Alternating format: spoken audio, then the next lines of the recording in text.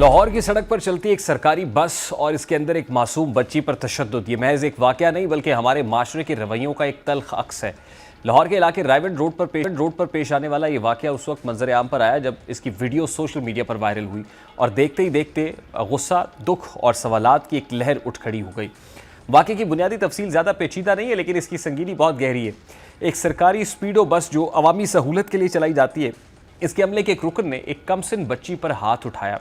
बज़ाहिर वजह कोई मामूली बात की हो सकती है, किराया, नशस्त का झगड़ा या किसी हिदायत पर अमल ना करना मुमकिन वजूहात में शामिल हो सकता है, लेकिन सवाल यह है कि आखिर ऐसा क्या हुआ कि एक शख्स ने अपनी ताकत एक बेबस बच्ची पर आजमाना मुनासिब समझा।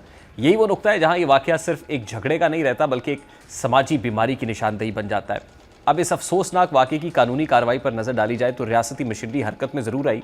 वाक़े की फुटेज सामने आते ही पुलिस ने एक्शन लिया, मुलजिम को ट्रेस करके गिरफ्तार किया गया और अब इसके खिलाफ कानूनी कार्रवाई भी शुरू हो चुकी है, जो कि एक मस्बत पेशरफ्त है। लेकिन सिर्फ यहाँ रुक जाना काफ़ी नहीं होगा, क्योंकि असल मसला सिर्फ एक शख्स की गिरफ्तारी का नहीं बल्कि उस जहनीत का है जो ऐसे वाक़यात को जन्म देती है। ये वाक़या हमें कई पहलुओं पर सोचने पर मजबूर करता है। सबसे पहला सवाल ताकत के गलत इस्तेमाल का है।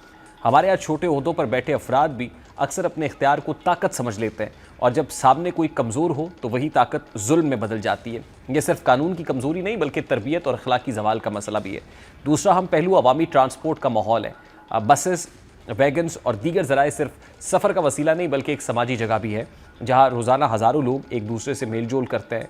अगर इन जगहों पर खौफ, बदतमीज़ी और तशद्दुद का राज होगा तो ये पूरे माशरे के रवैये को मुतासर करेगा। एक बच्ची अगर आज बस में ख़ुद को गैर महफूज महसूस करती है तो कल वो पूरे माशरे से खौफज़दा हो सकती है। तीसरा पहलू एहतसाब का है, क्योंकि इस केस में फौरी गिरफ्तारी हुई, लेकिन सवाल ये है कि क्या ये कार्रवाई मुस्तकिल मिजाजी से जारी रहेगी या चंद दिन बाद ये मामला भी दीगर वाक़यात की तरह दब जाएगा। हकीकी इंसाफ तब होगा जब ना सिर्फ मुलजिम को सज़ा मिलेगी बल्कि अमले की तरबियत को भी बेहतर बनाया जाएगा, निगरानी का निज़ाम सख्त किया जाएगा और ऐसे वाक़यात की रोकथाम के लिए वाज़ेह पॉलिसी बनाई जाएगी। अब इस वाक़े में एक और अहम अंसर सोशल मीडिया का किरदार भी है। अगर ये वीडियो सामने ना आती तो शायद ये मामला भी खामोशी से दब जाता। इससे ये वाज़ेह होता है कि आज के दौर में अवामी निगरानी एक ताकतवर ज़रिया बन चुकी है, लेकिन इसके साथ ये सवाल भी जुड़ा है कि क्या हमें इंसाफ के लिए हमेशा वायरल वीडियोज़ का इंतज़ार करना पड़ेगा। ये वाक़या हमें आईना दिखाता है, एक ऐसा आईना जिसमें हम अपनी इज्तमाई बेहिसी, कमज़ोरियों और कमज़ोरों के साथ रवैया और ताकत के गलत इस्तेमाल को साफ देख सकते हैं। एक बच्ची पर उठने वाला हाथ सिर्फ एक फ़र्द का जुर्म नहीं